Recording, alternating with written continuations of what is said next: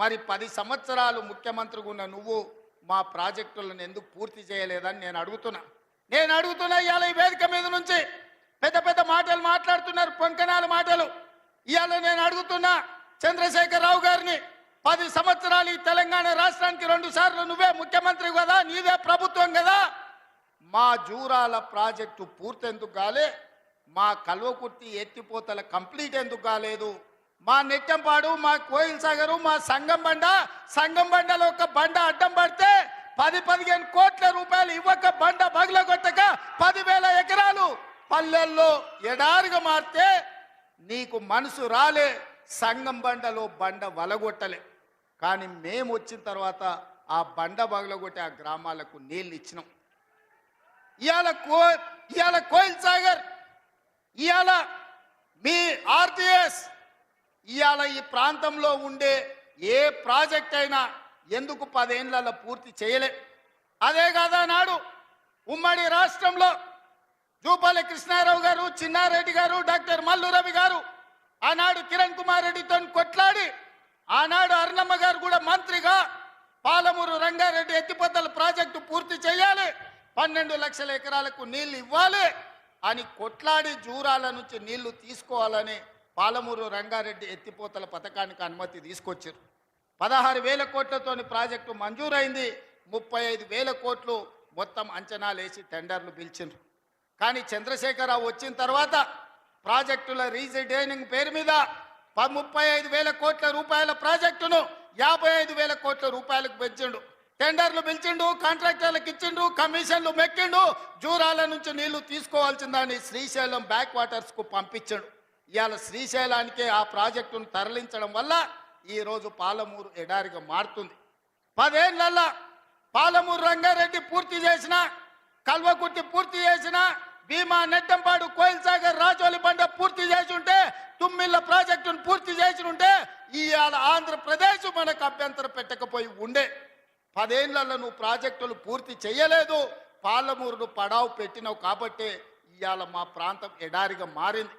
ఆనాడు 2014లో నేను కొట్లాడి తెచ్చిన మక్తల్ నారాయణపేట కొడంగల్ ప్రాజెక్టు ఒకనాడు ఉమ్మడి రాష్ట్రంలో రాజశేఖర రెడ్డి గారు ముఖ్యమంత్రి ఉన్నప్పుడు దివంగత నాయకుడు చిట్టెం నర్సిరెడ్డి గారు మొట్టమొదట ప్రస్తావించండు మక్తల్ నారాయణపేట కొడంగల్ ప్రాజెక్టు గురించి. ఆ తర్వాత వారు చనిపోయినాక దాని గురించి మాట్లాడిన వాళ్ళే లేరు. మళ్ళీ 2009లో కొడంగల్ ఎమ్మెల్యేగా నేను బాధ్యత తీసుకున్న తర్వాత ఆ కాగితాలు వెలికి తీసి నేను కొట్లాడి 2014లో ఈరోజు నా మక్తల్ నారాయణపేట కొడంగల్ ప్రాజెక్టు తీసుకొచ్చిన. ఆనాడు 1,500 కోట్ల రూపాయలతో అంచనా అయ్యింది. 1,500 కోట్ల రూపాయలతోని 1,07,000 ఎకరాలకు ప్రాజెక్టు కట్టడానికి అనుమతులు తెచ్చిన. 10 ఏళ్ళు నా మీద కక్షతోని, పాలమూరు మీద పగతోటి చంద్రశేఖరరావు ఈ ప్రాజెక్టును పక్కన పెడితే ఈరోజు నేను వచ్చిన తర్వాత తిరిగి వాటిని దుమ్ము దులిపి పనులు మొదలుపెట్టిన. ఇవాళ 4,500 కోట్ల రూపాయలతోటి మక్తల్ నారాయణపేట కొడంగల్ ప్రాజెక్టును పూర్తి చేయాలి 2 ఏళ్లలో అని ఈరోజు టెండర్లు పిలిచి పనులు ప్రారంభిస్తే ఇవాళ పగబట్టి ఆయన టీవీలలో, పేపర్లలో అడ్డుకుంటున్నారని అంటున్నాడు.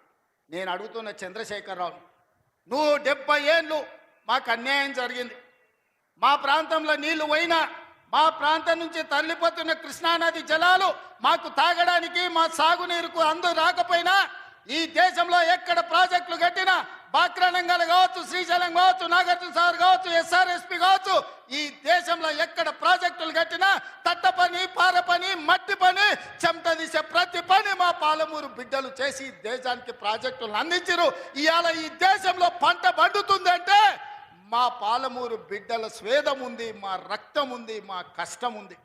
అట్లాంటి మా జిల్లా ఎడారిగా మారి వేలాది మంది వలసలు పోతుంటే తమ పసిపిల్లల్ని తల్లిదండ్రుల దగ్గర, ముసలోళ్ళ దగ్గర, గుడిసెల దగ్గర వదిలి జంటలుగా మేస్త్రీల ఎంబడి వలస పోతుంటే వలసలు ఆపాలని ఇవాళ మా ప్రాజెక్టులు పూర్తి చేయాలని ప్రయత్నం చేస్తుంటే మా మీద పగబట్టినవు ఎందుకు చంద్రశేఖరరావు అని నేను అడుగుతున్నా.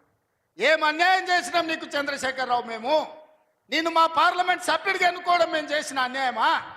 నీ పార్టీకి పోయినసారి 13 సీట్లు ఇవ్వడం మేము చేసిన అన్యాయమా?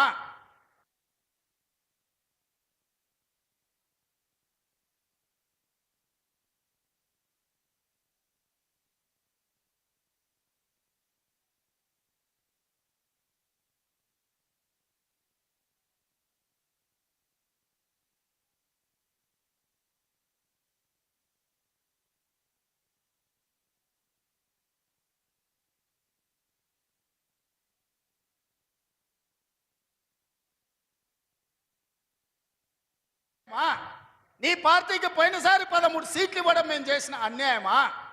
ఏం అన్యాయం చేసినామని ఇవాళ మా జిల్లాల ప్రాజెక్టులను అంటుకుంటున్నాం.